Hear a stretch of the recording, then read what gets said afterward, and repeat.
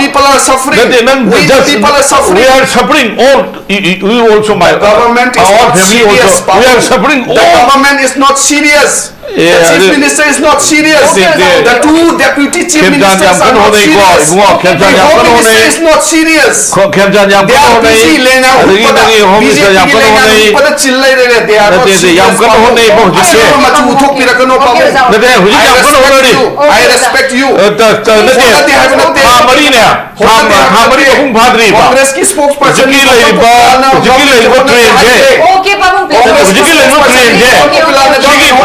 होटनरी बसे प्रजाना पामगी थाक तो होटनती है बने गवर्नमेंट से अदु वो हाबी है अदु ने इन साइड हाई तो अहेम हाई दे लेट्स स्टॉप हियर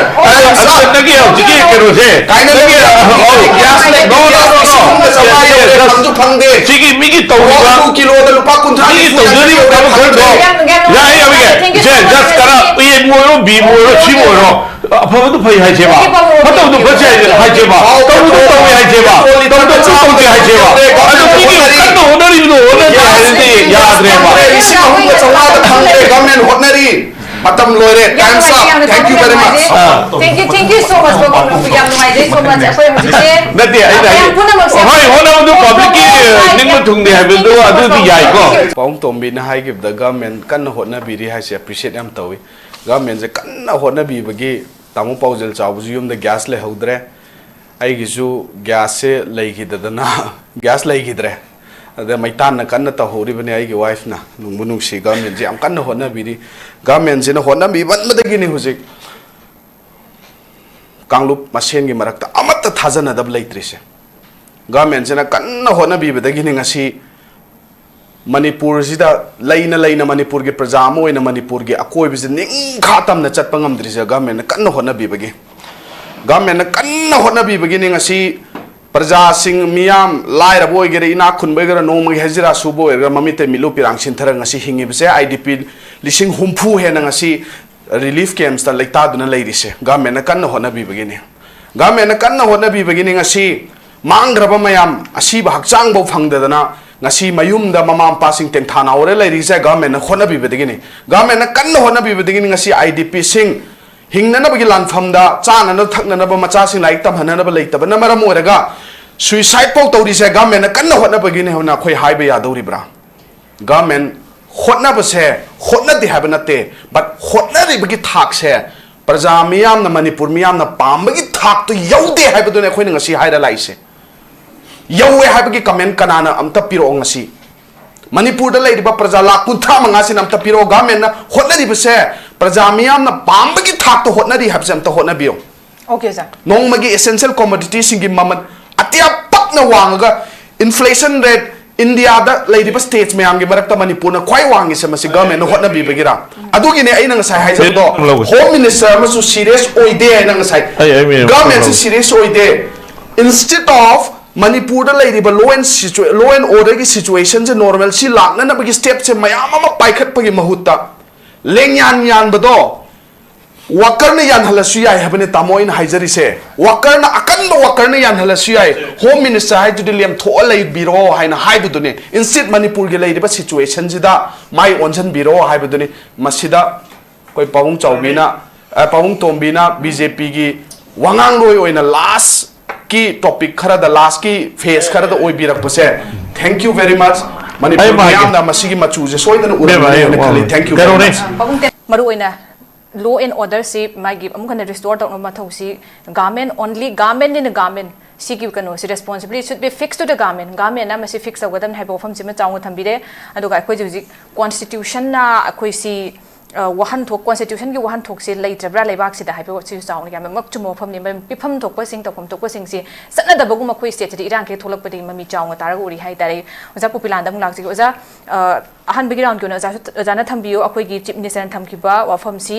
करमाइने येंबी अखोई सिक्योरिटी फोर्सिंग तौरकांदा अखोई हंजन हनबदी ngami aduba IDP sing se ada chatluba matamda makoi hena wagani supam nompham leiroi chathok kotok amphobо yaroi ada koi kuki sing asu makoi dum la haninge adu makoi na su haninge dubu yadaba wari sanaba yadaba kulai pai bakra na thing se thambani ke wafam se kamai yengbi kai hain haibini ngasi ngasi gi discussion se सरकार पाइरिब party की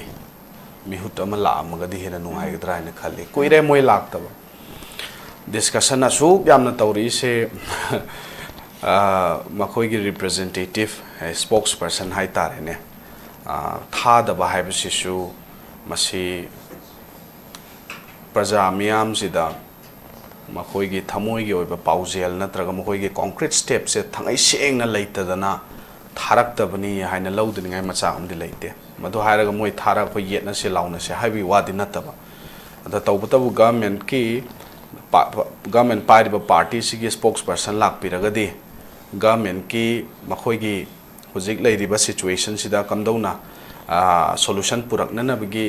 road map अमदुसु थमकपि खुदोंचाबा अमदु म्याम लौमिनगदबजे कुइरे खoi लौमिनरक्तबा फरे मसिना मसि ओइग्रे ऑनरेबल चीफ मिनिस्टर ना फोंदोखिबा वाफम सिंह अदो फोंदोकलिबा वाफम दो ओइनदि यामना फजबा अदो पांगथोकदबसे अखोइगी तामो पाउजेल चावबना नत्र पाउंग तोंबिना पांगथोकदब नत्ते हैना आई हाइजनिंगिबा ngasi कांग्रेस की स्पोक्स पर्सन होइना लाक्चरीबा फयेंगदगी पोपिलाल आइनसु पांगथोकदब नत्ते हैना हाइजरीबा सिदि गवर्नमेंट ना पांगथोकदबने पांगथोकदबा गवर्नमेंट तुना serious oidabagi mami ma ubase masina taeded how much they love the people of Manipur, how much they love Manipur haibdo masidi mayek siengna public domain da laireba koina haijaning badi phongdo e mayam ama Moreh Da Haninge lairiba community kokijo community na koi metei sing IDP sing Lakhaninge haina haire ado IDP hanjan hanba haise force to ra timeline ma pira hanjan badi yaroi voluntary oigadabani haina igi wakhal da khanjaninge aduga IDP hanjan badang sa haido shubam nombam adu ada mayam ma panbado madu su government na provide to gadabani ada chala kanana mayum makai leitraba karim ta hingnana bagi pambai machet bo leitrabado noina sana thanda uche waya dona noi chatlo khujin ko yana khola charu roina thatok padi yaroeba si khuding makse government na loin tawgadabane maramdi government pairi do leipak se chalaina na bagi damakta pairi banyaba government chalaina na bagi damakta pithari ba sendang khudimak leiriba government ge exchequer da leiriba paisa khuding makse public money ne tamo IDP sing oisanu IDP sing na po leibada tax yaugde habdi yade haba everything akhoina tawriba yengo hujik petrol gi maman numit tarani muksida 4 times hengalakpa pot ki maman atia pakna wangkhalakpa si mayam jibu akhoi Manipur da leiri se lan thengnari chaitheng nangi awaba tari highway sing blockade tawri community sing ja amaga chathokpa yade huge expenses ne khoi Bombay da leiriba mi sing superstar oriba Salman Khan Shahrukh Khan degi ne khoi ne hen expensive oira abne hujik se tamo gas tang da ko ta sing na hiding the black market da lising ahum da leige phang de ba ahum chonga to adudi Salman Khan Shahrukh Khan do moina sinariba gas to degi dinga si taung paujel chawuna paung tombina sister na popilal na laira bo ga so khoi sinariba gas na triple times hena mamania me ba sida dum khan gro how expensive we are adune ba aduna government na tawgada ba kuting makse tawdadana security arrangement jibo khoina tawdoribra government na tawgada bane praja singi marakta thajana ba lakhan bai se hawgada ba government na han hawgada bani ada government khakna di yaroi chumme conflict thoiba community singi maraktu dagi lairi ba CSO gi leader sing oiro dharma gi luching ba sing oiro student organization sing oiro women group sing lady ba mayam je sigi marakta su wari sanana bagi lambi se government na suru mama chauna hangdok pham thoeba ngasi bawda si tawribra habde aidi masi tawbagi mami u deba khali chatluraga ai touch tawrure thangboy mangboy do aina kolure natraga simre do aina konjalure khanaga no aina mabani do konminnaraga ai kapminnarure habduni yaro heba thangboy mangboy konju konbiu simre do konbiu kaide ha natraga manun sibo waina lengmai gi kangu do konbiu tomba chawbu konjanbiu loina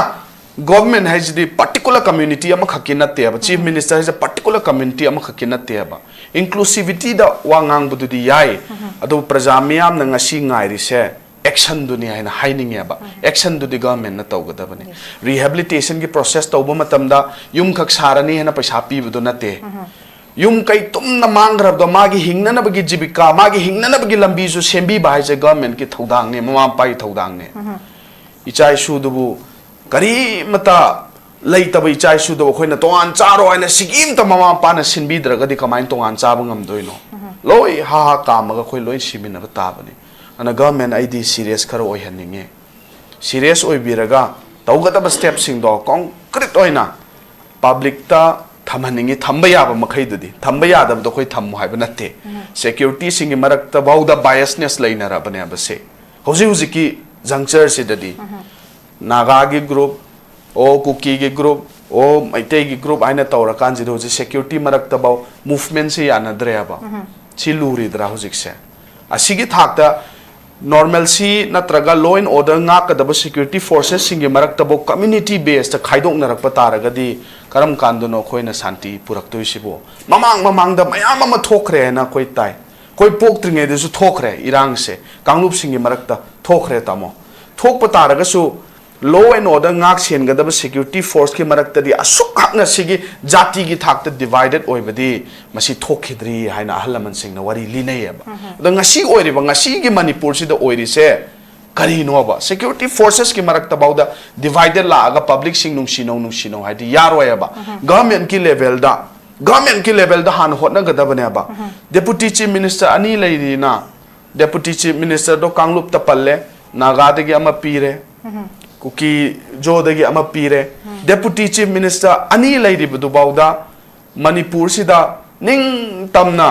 government ama minister mu oibagi chief minister deputy chief minister mu oibagi function to budu moi ngammi bra habdudi adu natte haba adu hana makok ta lairi ba chief minister ama de magi council of ministers sing mla sing mayam do hana punjalaga phajana function to bu mathau ta dro masida central government na state government da khakti inthok padi yaro eba asi serious dialogue ama government of india state leadership representatives of all political parties representative of all affected communities singje yauna government of india ni initiative lobiraga akhoi gi reconciliation gi negotiation gi political dialogue ki talk ki matam ama thamgadabne madunga sibo government of india na su laude government of manipur na su ado khakna serious oina idi laude hana thamninge ba ana honorable chief minister da madi bharatiya janata party na luching ba government si da khoina haining ba se let's be serious yam serious oise just moina kau howi lakhaninge moi su chatninge hana haibu duni yaroi aseng ba road map to chatpada kamdau ni hingdoino chaluraga kayamuk nungsina doino lairi ba thajana dabje kayamuk thajana na bagi lambi ma lakadabno haibududi government na initiative lobiraga top lairi ba body singche ka tana bagi matam laigadabane ba asinatana public platform da khakta phaja ba bason piraga khut ka chin ga chana raktraga di madu phajadaba mu oi haibani da okay seriousness what but lack of seriousness one of the main reason hai tare from the government side ge seriousness what permission lai re both from state government and center ani mak te gi sigi posima akhoi gi thawai hakchang yaung na hai tare khara lugna lobi ra kan to honing bagi tangai fada batum lai re hai re loina na sigi akhoi gi sigi forum simak ta naina bada su dum akhoi tonga ba CSO sing leader na su phongdok na ki opinion su dum lai re maram di hojik ji CSO singi mayam se wari sana na bhona matam da government side ki facilitate to bagi changsi to phom to pur changa to bena traga madu khatang gap am leibai mawong da dum post dum phongdok ki su dum lai oja popila na su chik thambi ki bada akhoi gi community leader gi adegi tonga ba religious ki CSO singi adegi women wing me am lai sigi loina ma ki sigi tangai fada ba inclusive oi ba adu gumba ma ngasa gi trust rebuild to ngam bhona da tangai fada da lai post ma thambire aduna yamna national gi manipur thoi ba humanitarian crisis taida koi center gi national kanu sigi national sigi magi attention se akoi bijik matik jana phangpham thokpudo koina phangbra habi pot tum su leire adu sigi mathak ki state government mapangan son bagi yamna pen da bagi akoi gi pot am su leire community gi trust deficit su pot am leire adu ga loina na akoi yamna complex ba hai tare hojik se IDP mayum da han basi delete to holise kanagi interest ata kari kumba benefit kra phangbra haidi akoi gi deep state ki asoba khud yaw bra habi gi asoba wahangam su leire hai tare anai oza popular dang lak ti oza masida akoi gi center na akoi meeting changba deep state ki gi mama ma yamna complex ba geopolitics ki su mama akoi nei international la inga si phabu dai rang cha horak padagi ada center na maru oina hujik thapok se tawgadaba akoi gi huji government gi daite sidai mati amtang swaida reflect tawjarake huji oiba post akoi gi high pham akoi wakat pham aduga foina pame post tarakna ba santi hanjalakna ba tawbudi akoi di government jena hide di akoi kana da hide because they are the representative of the people maramaduna huji phawina government gi short span aten matam doi ta so akoi honorable chief minister nam khemchan gi se aten matam da oire oitaraga so akoi mahak masa ma ki jo hana su cabinet minister gi dum yaw na MLA ora kan lisang kina lady ba post khangbagi sigi well experience lai da ba dugumba akoi gi legislator amadi dum oidini ana hojik se akoi hujik mi si bagi phangdabai khotai myamam su leiri IDP ki myamam su leiri dunga sai su jana serious pat paisu panbi ki message da koi serious akoi sida tauri yadari samain tauri haina som ubasna akoina gi kana na changda ba akoi di kariguma khara wat pe myamna pen da bagi pot am leiba sigi same pattern just mai leiba post akoi ahong bam pu udi haitare hani gi leina su ano bolak taraga su du tare karigumba ano bu chen sama ahong makara khongthang khadi pakhat pe gi tangai fadab di leida bra haibagi BJP ogera Congress ogera hujik se ruling pai di bandana mayam gi demand haitare so im tang da kamai tham biningo sa koi gi leiriba conflict haitare leiriba issue je khoina hana ngang oringai da science ta ga tamba food chain haibra sum amana ma chaba the water cycle ga tawdo adui mong je sum lakba makok te game ka hora sumaina cycle je la am ka makok te yorok sumaina ka chala makok te yoba de loi ban nai da bi mong laina je sum chaw thorak pai mong ne the honorable chief minister thamba statement do sum palli do ne shanti hanjandana na bo hotna ba miyoi khara leirabra haibane aba khulai paiba kangu khara shanti hanjan haning daba leire shanti hanjan haning daba kangu khara sarkar je thugai ba pam haina toina hairi aba sarkar je thugai ba pamba kangu khara leirabra haib jo honorable chief minister gi wahi da khoina toina ta ba hai tare ado khulai paiba lam hen tu hen ba hai du di ngasai so ina toina hai jagre sidi government na tawgadabane khulai paiba lam hen tu hen bado lam hen bagi matung in dandi pi ba hai se government na tawgadabne lekai na tawru ya roi law je lekai na pai bi ya roi khoi na individual na pai bi ya roi home minister kaidawri ge chief minister hange wahang home minister kaidawri ge bu ji state ki home minister ju kaidawri ge bu chief minister bu khara wangang batari tamoidi home minister ne na BJP gi lengyan mi okpa yoina tauboina khoi thengnara leire ba social media account sida ko home minister moina ta seng namak home da thoi ba problem sing se solve tauna na bage ke amuk yam no hotna ri bege hai du de khoi udri ye ba hoti hotna biram gani ko udab du da hangi bani question se ado ai hojik ta so ai haijari du de hanjan amuka ju hai ge ba home minister ge na toina thengna ba ma se oh adu akoi gi kendra gi hana JD da yaram ba hana INC da yaram ba si change haina BJP gi legan hukpang gi thabak ta chil ba jai na uba phangi ba adu da ne ba na seriousness sama moi da laiti hai se they are not serious adu di kamai tau doino council of minister honorable chief minister na luching ba makhoi masen ba pullaga thabak se sumin na ngamdri ha se dum uba ngamdro chief minister na tawriba thabak si da home minister na kyamu sojok piri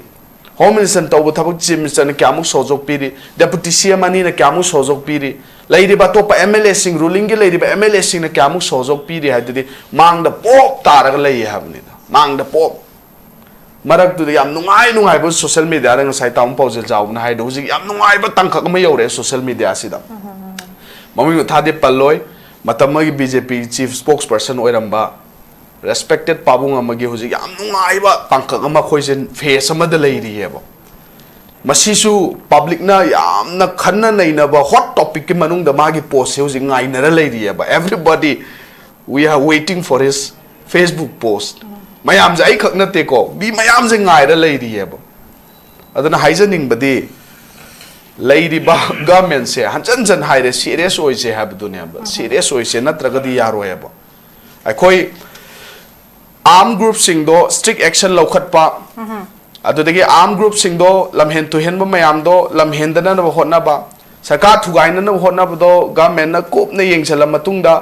action lokhat pa si mayam se khoi tawgadam na tro valley area da khakta tampak ta khakta government je law and order je chalai na ba khakta hotna ra lei di yaro ebo hujik ching da thoi ba mayam je ngo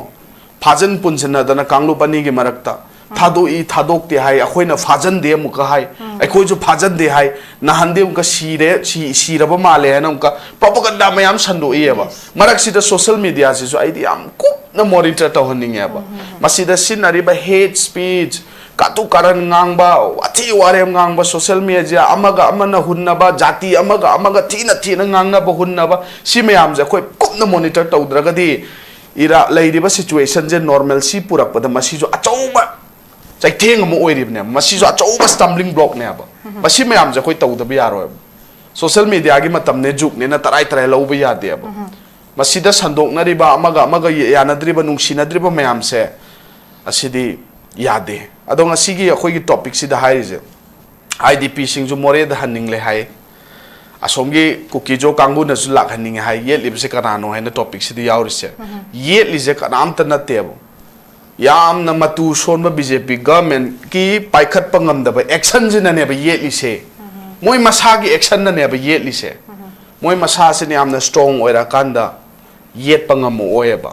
यामना मथौना लेबा मथौ तारेबा होजे अदुई महुता मथंग दम का government सेमगदमने अखोइ निफु काने अखोइ कुथरा काने होजे board की चक्चा नै जाना बजे तिगत्तना हौरे फजना हौरे इरांग काउग्रे situation काउग्रे ओ pot ममन तांगी अखोइ काउग्रे highway Chatap यादे अखोइ लाई लाई सु फजना तमंगमद्री आईडीपी मयाम मिलु पिरांग सिंथरी मांगरबा मयाम फंगद्री असी अनागी इमुंग सिंग जस्टिस फंगद्री रिहेबिलिटेशन की प्रोसेस फजना जस्टिस फंगद्री बसी मयाम जे तुंगोइनरगा होजिक बोट की चाक बोट की पुनबा नुपी सिंगदो पैसादु कापसन गनी हैबा असोम दोइना तावरा लेरेबा मयाम से मसी जो कोई कुपना मॉनिटर तोबम थोक्तब्राने असी सुमाइना सुम तौरगा नाथैरगा चलगा सुम लाइना दो हेंजन हनबदी मदुरी अफाबा खोंथांग नतेबा अदुना हंजन हाइराबदा आइदी गवर्नमेंट से serious ओइबियु हाइबसी खकनतन ngasi gi dai thoina ngangnaba machak leitabra haina khal okay ja government se serious oibiu kanana yahandribano haibase taseng hara kanda akogi military action arm group natabida makogi inability to act haitare makoi act toba ngamdaba sisina adum akogi yahandabani base ayet base sini haiba from duni ozan thambiri se dugo jiki akogi popilal oja tentakna akoi closing remark ke thambiyo paung tombi na hai give the government kan hotna biri hai se appreciate am tawi government je kan hotna bi bagi tamu paujel chawbu yum the gas le hodre ai gisu gas se leigidadana gas leigidre ade maitan na kan ta hori bane ai gi wife na nungbu nungsi government je am kan hotna biri government je na hotna bi ban madagi ni hujik kanglup masen gi marakta amatta thajana dab leitrise government je na kan hotna bi badagi ni ngasi manipur sida laina manipur ge prajamo ina manipur ge akoi bi ningthatam na chatpa ngamdri ga men kan hona bi bagi government kan hona bi bagi ngasi praja sing miyam laira boy ge ina khun bai ga no ma hezira su boy ga mamite milu pirang sin thara ngasi hingi bse idp lising humpu he na ngasi relief camps ta laita duna leiri se government kan hona bi bagi ne government kan hona bi bagi ngasi mangraba mayam asi ba hakchang bo phangdadana ngasi mayum da mama passing ten thana ore lai ri se government na khona bi bedegini government na kan hona bi bedegini ngasi idp sing hingna na bagi lan pham da chana na thakna na ba macha sing like tam hana na ba leita ba na mara moraga suicide pok tori se government na kan hona begini hona khoi hai ba ya dori bra government hotna ba se hotna di ha ba na te but hotna ri bagi thak se praja miyam na manipur miyam na pam bagi thak to yaude ha ba do ne khoi na ngasi hai da lai se yawe haibagi comment kanana amta piro ngasi manipur da leiba praja la kuntha mangasi namta piro government na hotnari bse praja miyam na pambagi thak to hotnari habse amta hotna bio okay sir nongmagi essential commodities singi maman atia pakna wanga inflation rate india da leiba states mayam gi marakta manipur na kwai wangi se masi government na hotna bi bagira adugi ne aina ngasai hai do home minister masu serious oide na ngasai government is serious oide instead of manipur da leiriba law and order ki situation je normal si lakna na bagi step se mayam ama paikhat pagi mahutta lengyan bado worker na yan halasu yai habane tamoin haijari se worker na akan ba worker na yan halasu yai home minister hai to diliam tho lai biro haina haibudu ne instead manipur ge leiriba situation jida mai onjan biro haibudu ne masida koi pawung chawbina pawung tombina bjp gi wangang loi oina last की topic खरा द last की phase खरा द ओइ बिरक पसे thank you very much Manipur मियाम दा मसीगी मचू जे सोइदन उरने ने खाली thank you very much February no adu na te me ai video adu na te ba people are suffering people are suffering we are suffering all we also my government is our not family serious also we are suffering the all government is not serious the chief minister is not serious the two deputy chief ministers are not serious the home minister is not serious they are busy lena busy lena pada chillai re they are not serious machu thok pirakano pa I respect you Congress ki spokesperson Okay, Pabung, hotnari basre prajana pamgi thak to hotnati haibani government se adu wong happy hai ko ne ina sai de hai to I am hai de let us stop here nagi jigi kero se kaina nagi no phangde jigi migi to 2 kilo da lupa kunthra migi to jari ko khar do ya ai abige just kara e mo ro bi mo ro chi mo ro afabadu phai hai che ba fatawdu phai hai che ba tawdu hai che ba tawdu hai che ba adu migi kanno honari no honari yaad re ba isi ahunga chawada phangde government hotnari matam loire times up thank you very much thank you so much Pabung yam ngai jai so much akoi hojise nati ai dai hoi hona du public ki ningma thungde hai bi do adu di yai ko adu ga nangi hona di hai bi du hai no hai bi wani